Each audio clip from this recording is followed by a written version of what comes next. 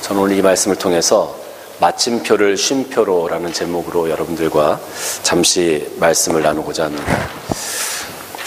우스 땅에 욥이라는 사람이 있었습니다. 이 욥은 그 지방에 있어서 아주 큰 부자였습니다. 그리고 믿음의 사람이었습니다. 얼마나 이 믿음 생활을 잘했든지 하나님께서 이 욥을 굉장히 자랑스럽게 여기셨어요. 그래서 그 욥을 모든 천사들이 모여있는 가운데 막 자랑을 하신 거예요. 그런데 그 천사들 가운데 사탄도 있었습니다. 그러니까 사탄이 그 이야기를 가만히 듣고 보니까 하나님한테 이 욥을 한번 시험해봤으면 좋겠다라는 생각이 들기 시작했어요. 그래서 하나님께 제안을 했습니다. 하나님께서 욥을 그렇게 사랑하시고 자랑하시는데 그렇게 좋은 믿음이 있다고 하는 그 욥, 하나님 생각해 보세요. 만약에 하나님께서 욥을 축복해 주지 않으시면 욥이 과연 하나님을 그렇게 믿고 따르겠습니까?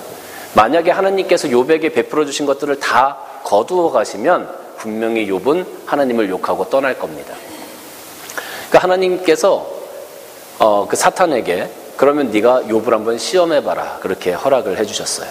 그래서 이 사탄이 욥을 시험하기 시작하는데 첫 번째는 욥에게 있는 모든 재산들을 다 가져갑니다. 모든 재산을 다 잃어버리게 만들어버립니다. 그런데도 욥이 하나님을 배반하지 않고 믿음을 지키거든요. 그러니까 하나님께서 그거 봐라, 욥은 과연 믿음이 있는 자 아니냐 그랬더니 하나님, 재산은 잃어버릴 수 있잖아요. 그런데 자녀들이나 뭐 이런 가족들을 잃게 되면 또 상황이 달라질 겁니다. 그러면 그렇게 해봐라. 그래서 모든 자녀들이 하나님의 그 시험 아래서 그 자녀들의 목숨을 다 잃게 되어집니다. 그리고 몸에 병도 생기게 되어집니다. 그리고 심지어 사랑하는 아내가 욥에게 하나님을 욕하고 차라리 죽어라 라고 얘기하면서 욥을 떠나가게 되어집니다. 아마 이 아내가 욥을 향해서 하나님을 욕하고 죽어라 이렇게 얘기할 때 굉장히 표독스럽게 했을 것 같아요. 모든 것들을 다 잃어버리고 정말 악밖에 남지 않은 그런 상태에서 욥을 향해서 여보, 하나님을 욕하고 차라리 죽으세요 이렇게 친절하게 얘기하진 않았을 것 같아요. 굉장히 가슴 아프게 그 마음을 후렵하는 말로 그 욥을 아프게 했을 거예요. 그리고 그 아내조차도 떠났습니다.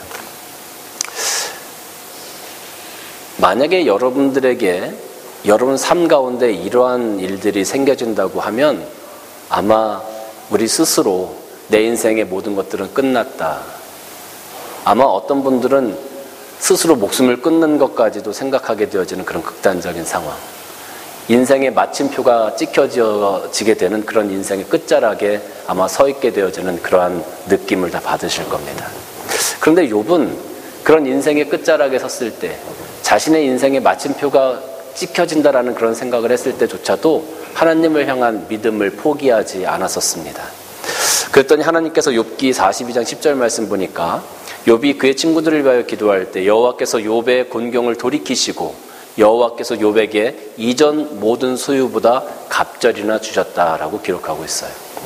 하나님 앞에서 믿음을 지켰더니 모든 것들이 끝났다고 생각되어지는 그 인생의 끝자락에 서 있던 욥에게, 인생의 마침표를 찍었던 그 욥에게 하나님께서 그 마침표를 마침표가 아닌 쉼표로 바꾸게 하셔서 이제부터 또 하나의 새로운 시작이 욥에게 있게 하셨다라는 겁니다. 여러분, 우리가 인생을 살아가면서 때로는 내가 가진 모든 것들을 잃어버리고 나의 소중한 것들이 나에게서 떠나가 버렸을 때 모든 것이 끝났다. 이제 내 삶은 정말 힘들어지는구나. 나에겐 희망이 없다라고 생각되어질 때가 분명히 있을 겁니다. 내 인생에 마침표가 찍혀지는 것처럼 이제 모든 것들이 다 사라지고 내가 정말로 아무것도 남은 것이 없구나라고 생각되어지는 그런 순간들이 아마 우리들에게 찾아올 겁니다. 찾아올 수도 있을 겁니다. 근데 그럴 때 우리는 하나님께서 그 마침표를 쉼표로 바꾸실 수 있는 능력 있는 분이라는 것을 욥처럼 믿음으로 나아가야 할 것입니다. 오늘 본문 말씀을 보면 오늘 본문 말씀에도 인생의 마침표를 찍는 그 인생의 끝자락에 서 있는 두 사람이 나옵니다. 한 사람은 야이로라는 사람입니다. 그리고 또 한 사람은 12회 12년 동안 혈루병을 앓았던 여인이었습니다. 오늘 이 본문 말씀을 보면 공통점과 다른 점 이 두 가지가 나오는데요. 저는 오늘 두 가지를 여러분들과 잠시 말씀을 나누고 싶어요. 오늘 이 말씀을 먼저 한번 살펴보면 야이로의 딸, 회당장이라고 했어요. 회당장이라고 하면 그 당시에 예배드리는 이 회당, 지금으로 말하면 아마 우리 교회 정도가 될 겁니다. 회당장이니까 교회의 어떤 지금으로 말하면 장로님이나 아니면 그 교회를 이끌어가는 그런 어떤 위치에 있었던 사람으로 보여요. 그 당시에 회당장이라고 하면 그 당시에 그 사회에서는, 그 마을에서는 유지 정도에 해당하는 사람이었습니다. 그러니까 이 유지 정도에 해당하는 사람이니까 아마 그 삶도 그렇게 나쁘진 않았을 거다라는 생각이 들어요. 그런데 그 딸이 병에 들어서 죽게 된 겁니다. 그러니까 많은 것들을 아마 해봤지 않았겠습니까? 좋은 의사를 데리고 와서 검사도 시켰을 거고, 약도 좋다는 것을 아마 다 썼을 거예요. 그럼에도 불구하고 회복의 기미가 보이지 않았습니다. 그래서 마지막으로 예수님께 사람을 보내서 주님, 제 딸을 고쳐주십시오라고 지금 이야기하고 있는 겁니다. 모든 것들을 다 해봤습니다. 할 수 있는 것들을 다 시도했습니다. 그럼에도 불구하고 그 어려운 상황을, 자기 딸의 병을 고칠 수가 없었다라는 것이죠. 모든 것들을 다 잃어버리고 절망되어지는 그 순간, 인생의 끝자락에 서 있는 그 야이로였습니다. 주님께서 그 말씀을 들으시고 야이로의 집으로 발걸음을 옮기셨습니다. 근데 그 발걸음을 옮기셔서 가시는데 아주 특별한 일이 생겨졌어요. 12년 동안 혈루병을 앓았던, 피가 멈추지 않는 그런 병을 앓았던 한 여인이 예수님께 나와서 내가 저 예수님의 옷자락을 붙잡으면, 내가 저 예수님의 옷자락만 잡아도 내 병이 나을 거다라는 믿음을 가지고 예수님이 지나가실 때 그 뒤에서 그 옷자락을 잡게 되었죠. 그런데 이 12해 동안 이 여인도 마찬가지로 얼마나 많은 시도를 해봤겠습니까? 자기가 할 수 있는 것은 다 해봤을 겁니다. 일반적으로 우리가 큰 병을 가족 중에 큰 병을 얻게 되어지면 참 어려운 상황에 처하게 되는 경우가 많이 있습니다. 그 병을 고치고자 가족들이 가지고 있는 모든 것들을 다 허비하게 되어지는데, 모든 것들을 다 그 안에다가 투자하게 되어지는데, 그렇게 해서 병이 낫게 되어지면 그나마 감사하지만 그럼에도 불구하고 병이 낫지 않은 경우도 참 많이 있죠. 오늘 여기 마가복음 5장 25절 26절 보니까 12해를 혈루병으로 앓아온 한 여자가 있어서 많은 의사에게 많은 괴로움을 받았고 가진 것도 다 허비했다 그랬어요. 그런데 아무 효험이 없고 도리어 더 중하여졌던 차에 자기가 가지고 있는 것들을 다 쏟아부었는데 그 병이 낫기는커녕 오히려 그 병이 더 악화된 거예요. 얼마나 절망적입니까? 이젠 더 이상 의사에게 갈 수도 없고 가진 것도 없고 이제 더 이상 아무것도 할 수 없는 그런 상황이 된 거예요. 그러니까 이 여인의 처지는 정말 그 인생의 마침표를 찍게 되어지는 그 마지막에 와 있는 그런 여인의 모습이었다라는 것이죠. 그런데 이 여인이 정말로 그렇게 힘들고 어려운 상황 가운데 서 있었던 이 여인이 예수 그리스도의 그 옷자락을 만짐으로 해서 나음을 입게 되었다라는 거예요. 모든 것들을 다 해봐도 안 되던 그 야이로의 딸, 그 딸의 병을 고치기 위해서 모든 것들을 다 해봤던 그 야이로, 이래도 안 되고 저래도 안 됐던 그 야이로에게 예수님께서 찾아가시니까 그 문제가 해결되더라라는 겁니다. 사랑하는 성도 여러분, 우리가 이 땅에서 살아가면서 아직까지 우리는 이런 인생의 끝자락에 서보는 경험을 해보지 않았을 수도 있습니다. 내가 가진 것들을 다 잃어버리는 경험을 해보지 않았을 수도 있습니다. 그러나 여러분, 우리가 모든 것이 다 끝났다, 이제는 인생의 마침표를 찍어야 될 때가 되었다라고 생각되어지는 그때일지라도 여러분, 예수 그리스도를 향한 믿음을 포기하지 마시기를 주님의 이름으로 축원합니다. 주님을 바라보고 주님의 능력을 의지하고 주님께서 나와 함께 하시면 이것이 해결되어질 수 있다. 내가 주님의 옷자락을 만지면 아무도 나를 도와줄 수 없는 이 문제가 해결되어질 수 있다는 믿음을 가지고 주님 앞에 세워져 가시기를 주님의 이름으로 간절히 축원합니다.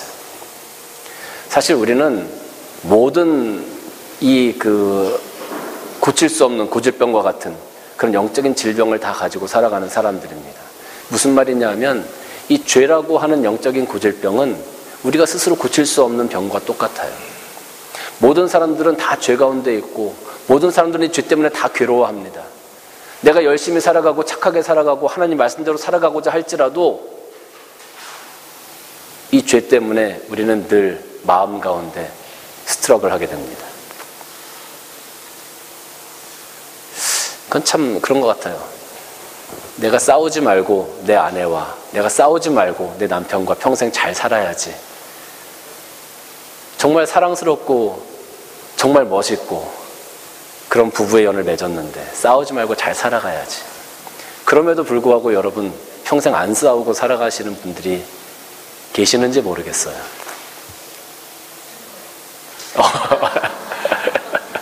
그렇죠. 없을 겁니다. 없을 겁니다. 우리가 하나님 말씀에 순종하면서 정말 내가 잘 살아가야지, 내가 열심히 살아가야지, 그렇게 다짐하고 또 다짐을 하고 매일 저녁에 새벽마다 기도하면서 하나님 말씀대로 내가 살아가기를 원합니다라고 그렇게 고백을 함에도 불구하고 그 자리를 떠나서 하루하루 순간순간을 살아갈 때 우리는 얼마나 많은 시험과 유혹과 죄 가운데 살아가게 됩니까? 이건 정말 우리가 스스로 고칠 수 없는 아주 중한 질병과 같아요. 그런데 이 질병이, 이 죄 때문에 죽을 수밖에 없는 우리들의 심령들이 예수 그리스도의 십자가로 말미암아 고침받고 예수 그리스도의 십자가로 말미암아 나음을 입을 수 있다는 것, 그것을 여러분 분명히 믿으면서 살아가시기를 주님의 이름으로 간절히 축원합니다. 이럴 때는 아멘을 조금 크게 하시면 더 좋을 것 같아요. 그렇게 살아가시길 주님의 이름으로 간절히 축원합니다. 여러분, 예수 그리스도의 십자가만이, 예수 그리스도의 능력만이 우리가 살아갈 수 있는 길이요 진리요 생명임을 잊어서는 안 될 것입니다. 오늘 야이로의 딸이 살아났습니다. 12의 혈루병 앓던 여인이 고침을 받았습니다. 죽을 수밖에 없는 우리가 구원받는 역사가, 또 우리들의 삶의 문제가, 영혼의 문제가 예수 그리스도로 말미암아 해결되어지고 온전케 되어지고 예수 그리스도의 십자가로 말미암아 내가 하나님을 바라볼 수 있는 사람이 되었다는 것, 내가 하나님의 자녀가 되었다는 것, 이것이 얼마나 귀중하고 소중합니까? 인생의 마침표가 내 앞에 찍혀질 때 그런 절망과 고통과 안타까움이 나에게 다가올 때 여러분 실망하지 마시고 그 마침표를 우리 인생의 쉼표로 만들어 주실 수 있는 예수 그리스도를 또 한 번 바라보시기를 주님의 이름으로 간절히 축원합니다. 오늘 이 마가복음 5장 말씀, 이 스토리에 나오는 두 사람, 12의 혈루병을 앓았던 여인과 야이로의 공통점은 두 사람 다 인생의 끝자락, 그 인생의 마침표를 찍고 있는 사람들이었다라는 거예요. 그런데 예수 그리스도를 만남으로 해서 그 문제가 해결되었죠. 그런데 이 두 사람 가운데 다른 점이 하나 있습니다. 그 다른 점은 뭐냐면, 여러분, 이 혈루병을 앓던 여인이 예수님 앞에 나왔어요. 그런데 오늘 이 본문을 아무리 찾아봐도 예수님이 그 여인을 부르지 않았어요. 그 여인이 혼자 스스로 결단하고 예수님이 지나갈 때 뒤에서 그 옷자락을 살짝 잡았단 말이에요. 여인이 스스로 결단하고 예수님 앞에 나왔어요. 마가복음 5장 28절과 29절 말씀 보면, 이는 내가 그의 옷에만 손을 대도 구원을 받으리라 생각하밀러라. 이에 그의 혈루의 근원이 곧 마름매 병이 나은 줄 몸에 깨달으니라 그랬어요. 예수님이 부르시지 않았는데 여인이 먼저 나와서 붙잡았다는 거죠. 이것은 뭐를 의미하냐면, 우리가 믿음을 가질 때, 하나님의 은혜를 경험하고자 할 때 내가 하나님 앞에 드러내는 의지가 있어야 된다는 거예요. 신앙의 결단이 있어야 된다는 거예요. 여러분, 우리가 하나님과의 관계를 잘 가져가기 위해서 우리가 주일날 예배자의 자리에 나올 수 있는 결단이 있어야 돼요. 내가 하나님과 잘 지내기 위해서, 좋은 관계를 가지고 신앙을 지켜나가기 위해서 내가 헌신하고 내가 결단하는 그런 부분들이 있어야 돼요. 내 삶 가운데 부족한 부분이 있다면 그것을 고치려고 하는, 내 삶 가운데 나쁜 습관이 있다면 그것을 고치려고 하는, 신앙 가운데 하나님께서 기뻐하시는 모습으로 살아가고자 하는 그런 결단이 우리 삶 가운데 있어야 된다는 겁니다. 그런 결단이 없이는 우리가 하나님의 은혜를 경험하기 굉장히 힘들어요. 여러분들이 신앙생활 하시면서 부족한 것이 무엇입니까? 지금 하나님을 향해서 내가 나아갈 때 지금 못하고 있는 것이 무엇입니까? 하나님 앞에서 내가 감당해야 하는데 감당하지 못하는 것들이 있습니까? 그런 것들을 내가 의지적으로 하나하나 하나님 앞에서 고쳐나가고 바꿔나가려고 하는 그런 모습이 우리 삶 가운데 있어야 된다는 거예요. 마가복음 5장 40절과 41절 말씀 보면 이제 야이로의 모습으로 갑니다. 야이로의 모습은 조금 달랐어요. 40절부터 말씀 보면 그들이 비웃더라. 예수께서 그들을 다 내보내신 후에 아이의 부모와 또 자기와 함께한 자들을 데리시고 아이 있는 곳에 들어가사 그 아이 손을 잡고 이르시되 달리다고 마시니 번역하면 곧 내가 너에게 말하는 소녀야 일어나라 하심이라 했어요. 지금 야이로의 딸은요 이미 죽었습니다. 죽어서 그 아이가 의지적으로 무엇을 할 수 있는 그런 상황이 아니에요. 예수님께서 손을 내밀어서 죽은 아이를 붙잡아 일으키시면서 일어나라. 그 아이가 의지적으로 할 수 있는 게 아무것도 없었죠. 철로병 앓던 여인은 의지적으로 자기가 나와서 예수님의 은혜를, 하나님의 은혜를 경험했어요. 그런데 이 야이로의 딸은 그것을 경험할 수 있는 의지가 없었어요. 이미 죽었으니까. 하나님께서 죽어있는 아이를, 예수님께서 죽어있는 아이를 일으키셨다는 거죠. 많은 사람들이 여기서 딜레마를 갖습니다. 어떤 딜레마냐 하면 우리가 하나님의 은혜를 경험하려고 할 때 우리는 할 것이 없어요. 왜냐하면 다 전폭적인 하나님의 은혜니까. 이 죽은 아이처럼 우리는 의지적으로 할 것이 없어요. 하나님께서 은혜를 주시지 않으면 그거 다 아무것도 다 소용이 없는 거니까. 또 어떤 사람들은 이야기합니다. 아니야, 그래도 우리가 할 건 해야지. 이 두 개가 꼭 상충되는 것처럼 보여질 수 있어요.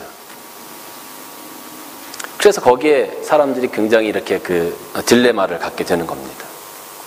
근데 여러분, 이 둘은요, 다른 것 같으면서도 사실은 다르지 않아요. 다른 것 같으면서도 다르지 않아요. 무슨 말이냐면, 어느 한 병에 걸려 있는 사람이 있습니다. 그런데 의사가 그 병에 걸린 사람에게 이야기합니다. 만약에 당신이 이 병을 낫고 싶으면 당신이 해야 될 것이 두 가지가 있습니다. 그것이 뭐냐 하면 음식을 잘 먹는 것과 운동을 꼭 하십시오. 이렇게 얘기를 해요. 음식을 잘 먹는 것과 운동을 꼭 하십시오. 그러면 이제 이 사람이 집에 와서 음식을 잘 먹는 것과 운동을 하는 것은 자기 의지로 해야 되는 거예요. 그렇죠?